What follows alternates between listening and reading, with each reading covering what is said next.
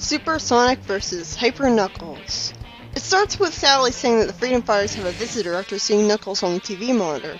Tails is just now telling his friends that he had met Knuckles' great-grandfather, and they don't even react to it either. So do they not believe him? Did they not believe him about his adventure, about the Tails miniseries in general? Which kind of makes the adventure pointless then if they didn't believe him about any of it.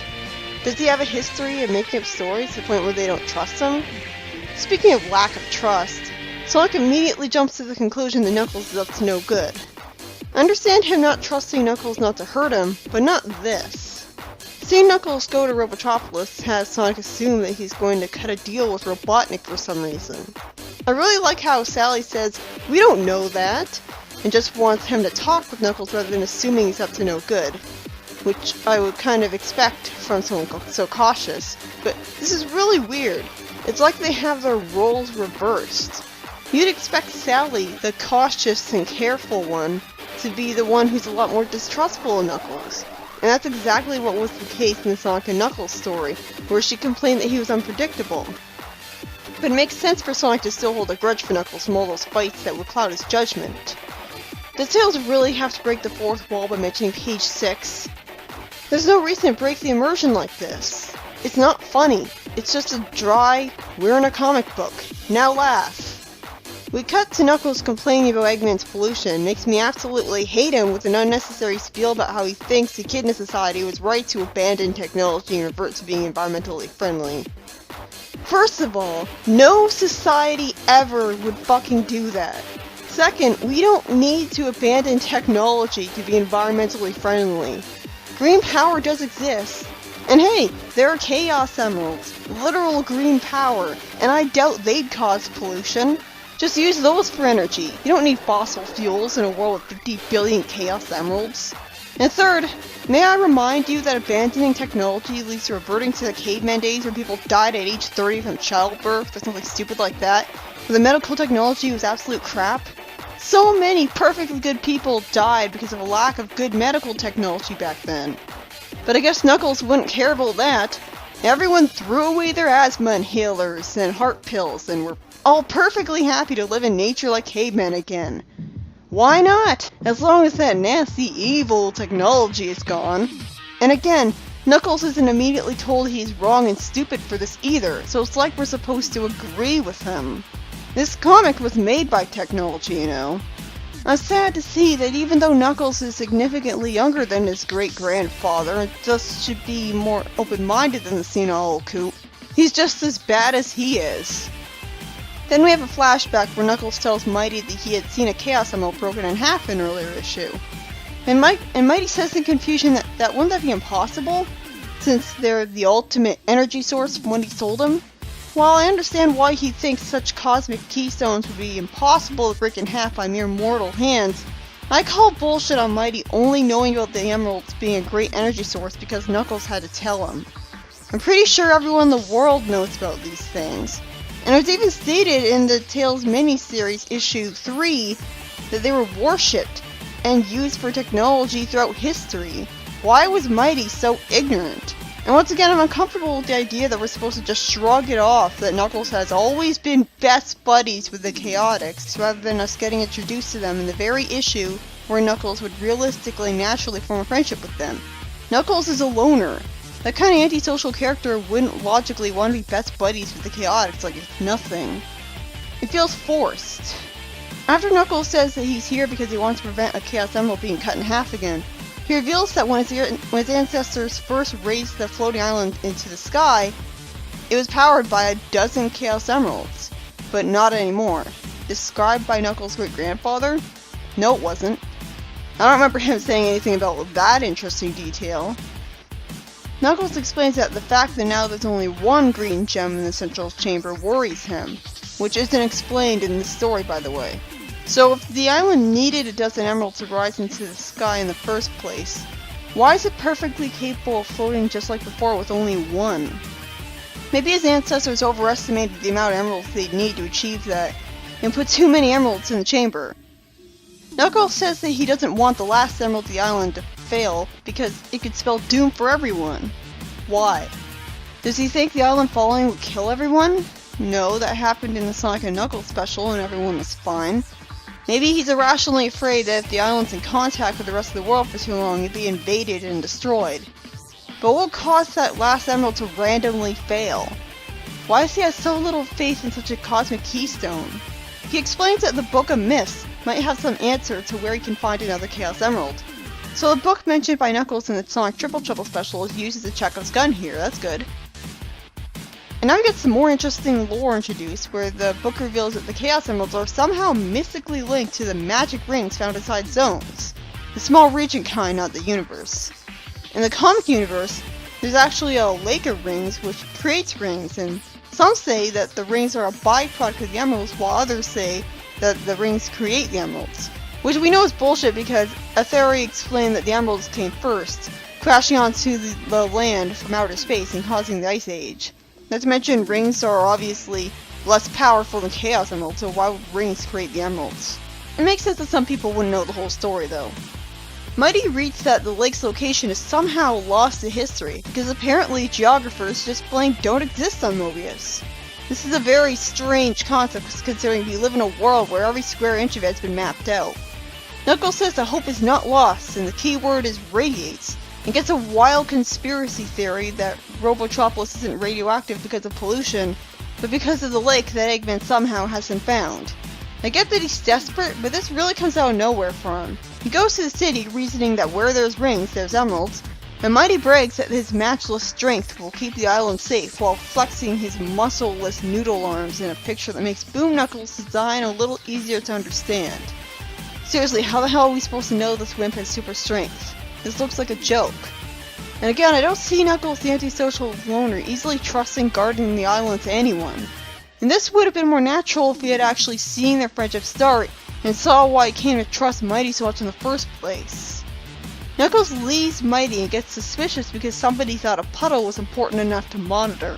He says the equipment is long past useless because it's covered in cobwebs, but decides to look over the pond just in case, because he's smart enough to realize that looks may be deceiving.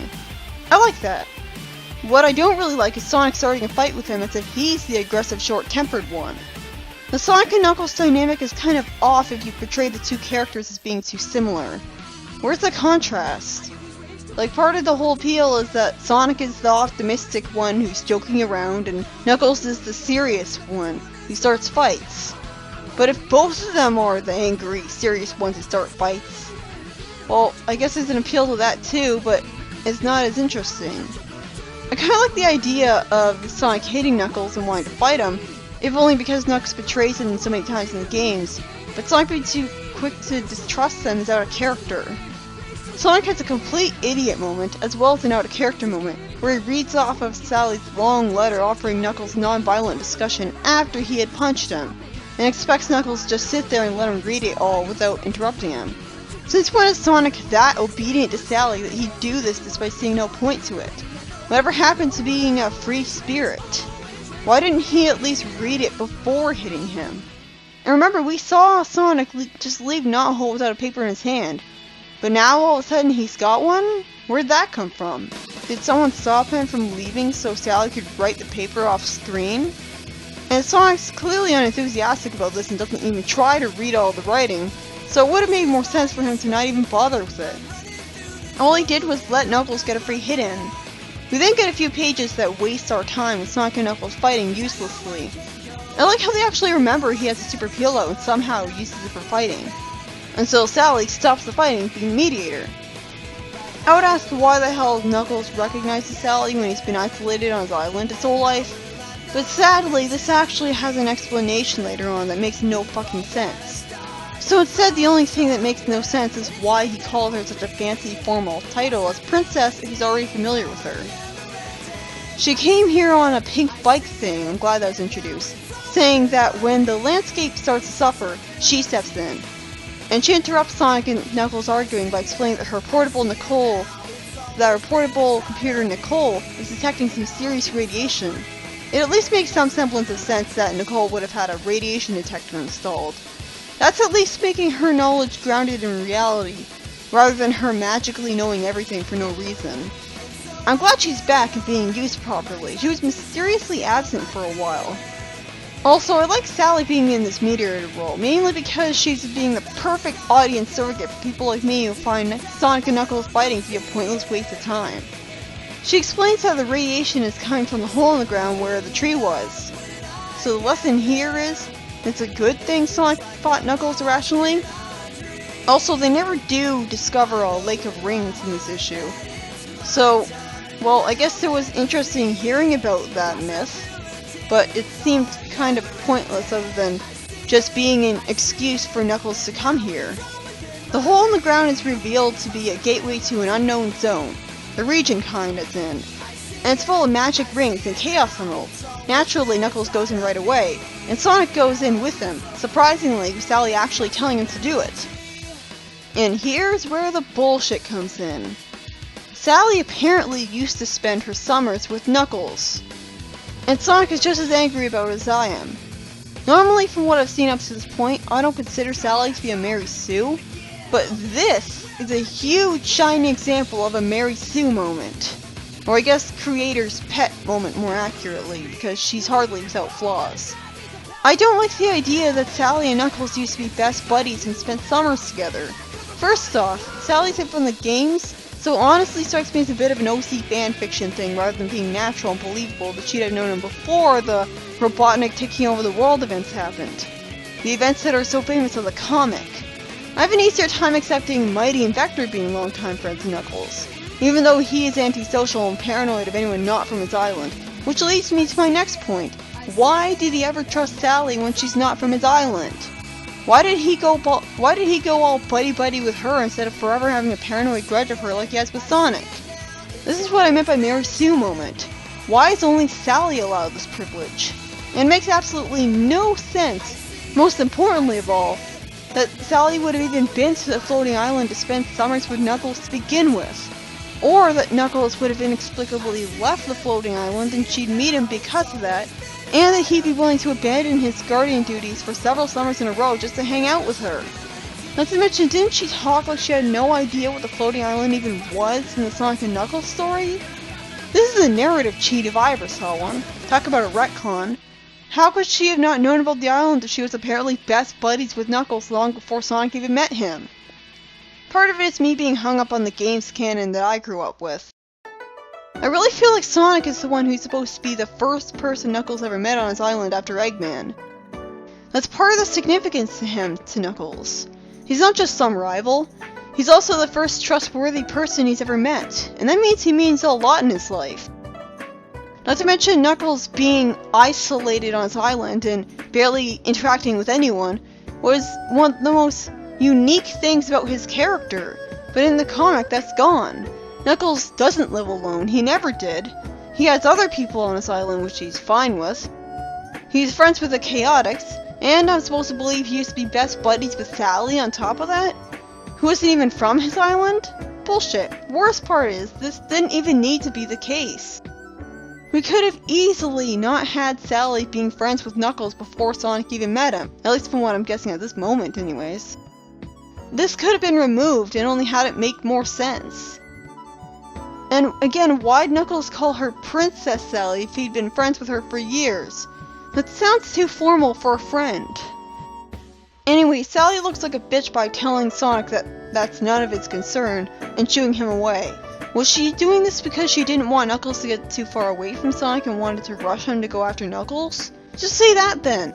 She could have at least been more polite and said, "I'll explain later, don't get Knuckles get away."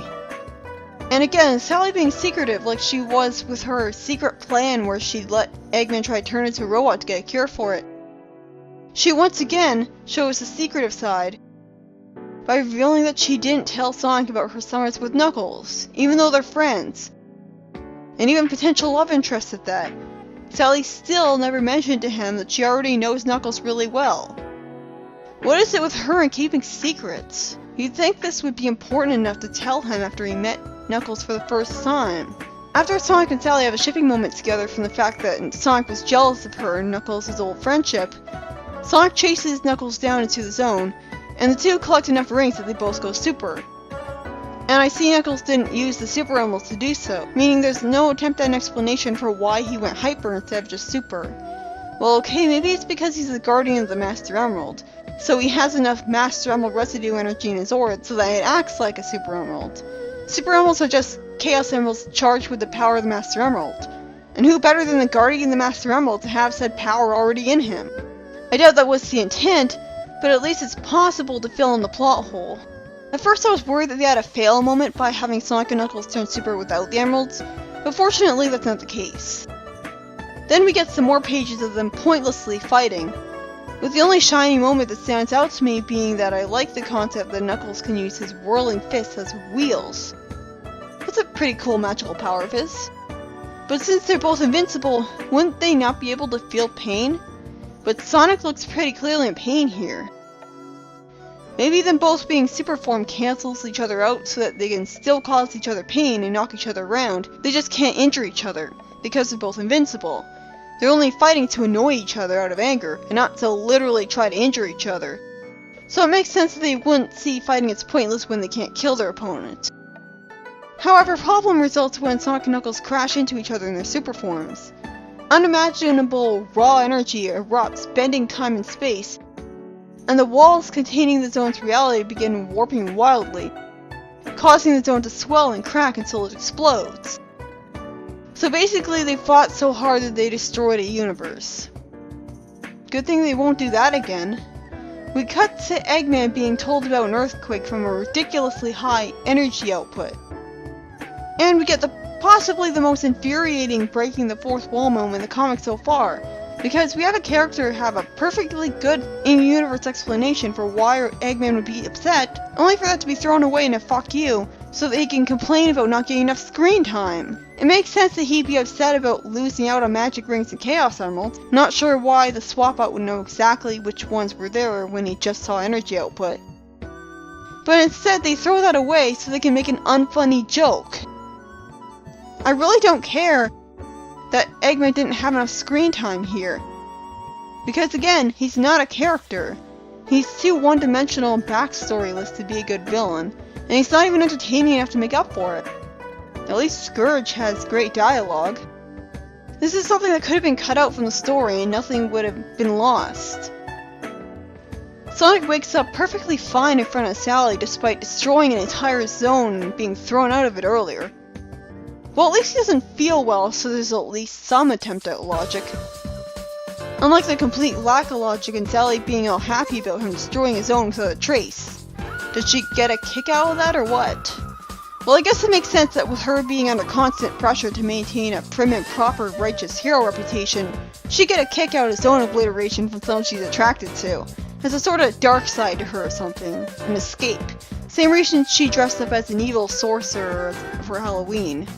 It's then revealed that the camera Knuckles saw earlier actually is working, and was disguised to look like it wasn't. She explains that after Sonic and Knuckles had entered the zone, Sally rejoined Tails, who's actually allowed to make himself useful by monitoring his progress with a camera. A Chekhov's gun! That's how Sally knew it happened.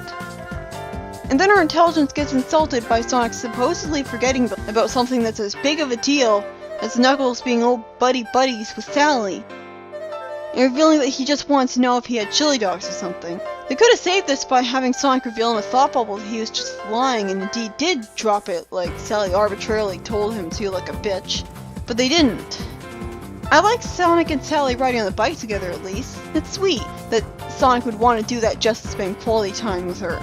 That's gotta be the reason, because he can run a lot faster than the bike.